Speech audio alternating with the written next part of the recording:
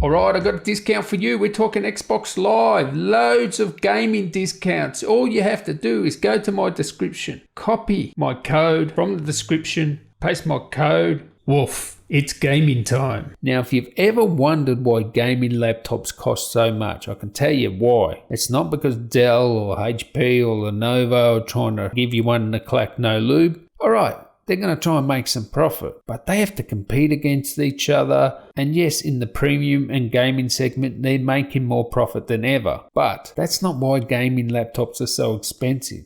They're expensive because of two reasons, Nvidia and Intel. And they've been screwing us for a long time. And I don't blame the vendors that make the PC. That's who I blame. Intel and Nvidia just price gouging because they have no competition. Now you do, okay? And I think Dell are testing this out. Will people be receptive to buying an all AMD product? And by the way, if you don't know, it's an all AMD gaming laptop. It's a special edition, so it is a limited run. But I think they're just putting their toe in the water here, and they're thinking, well, if this is successful, maybe we can make more all AMD gaming laptops. Now, the way the system works with rebates and stuff like that, because they use Intel and Nvidia in a lot of products, it makes more sense for these companies to use those products because they're going to get more rebates the more they buy, etc. And don't you worry, Nvidia and Intel will be doing some, how can you say, colorful or borderline nefarious things to try and keep them to stay with their products. Don't quote me on that. I made that up. No, that's fairy tales. They wouldn't do that sort of thing. But anyway,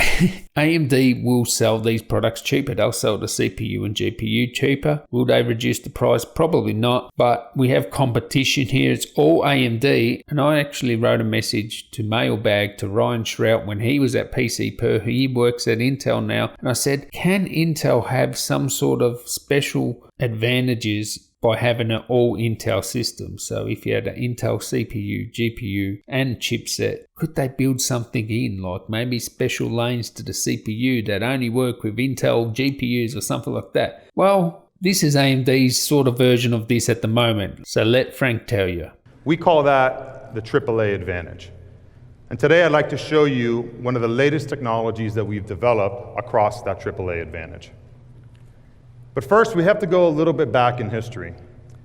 So AMD was one of the first companies to combine high-performance CPUs and high-performance graphics into forming the high-performance APUs that you see in the market today.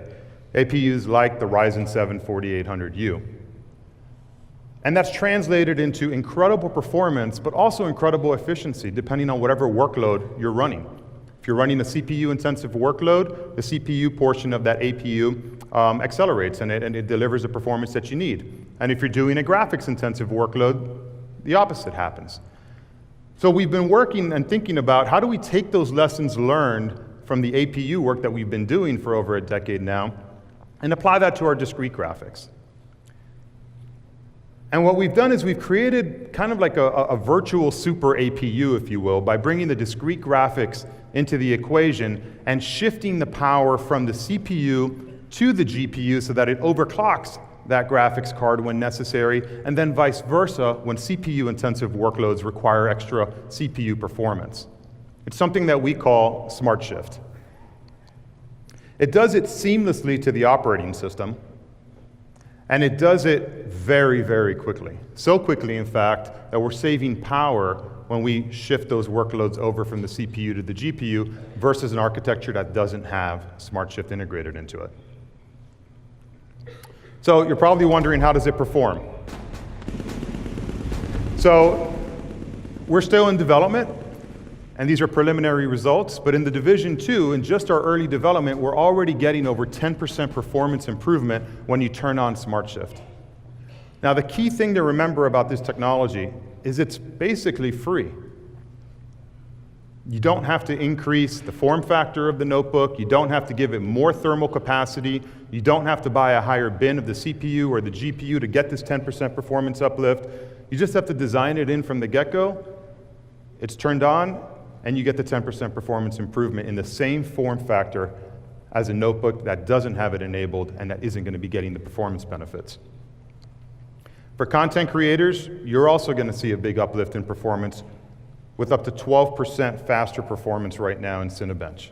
And again, these are just preliminary early results. It's only going to get better from here. Okay, so there you go. So they got the AAA advantages, and that's the sort of thing I was thinking. You know, when we have, you know, desktops that will have all Intel, everything, can there be some advantages to doing that? And the AMD sort of system here, it sounds more like Gigabyte's AI, where, you know, they're using Azure Cloud and it's, you know, trying to work out where to balance the load, you know, put more to the GPU for this task, it's going to be faster, and, you know, another task, balance the load towards the GPU and, you know, work them together and that sort of stuff. This is what we're talking about. And the good thing is, they said they're working on battery. So this is going to be probably the best gaming laptop on battery. That's what Frankie Boy said. So I cannot wait for this Dell G3 gaming laptop with all AMD. I'm going to have to buy one of those straight away, get it in, test it, and it's going to be amazing. Can't wait to order one. But that's why I think Dell won. I don't think anyone else done anything really, you know. All right, yeah, 12 core.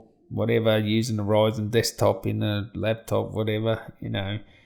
Razer, nothing. HP, nothing. Lenovo, yeah, all right, the ThinkPads were good. And in terms of laptops and stuff, there wasn't really that much. Anyway, catch you in the next one, guys. Tally ho.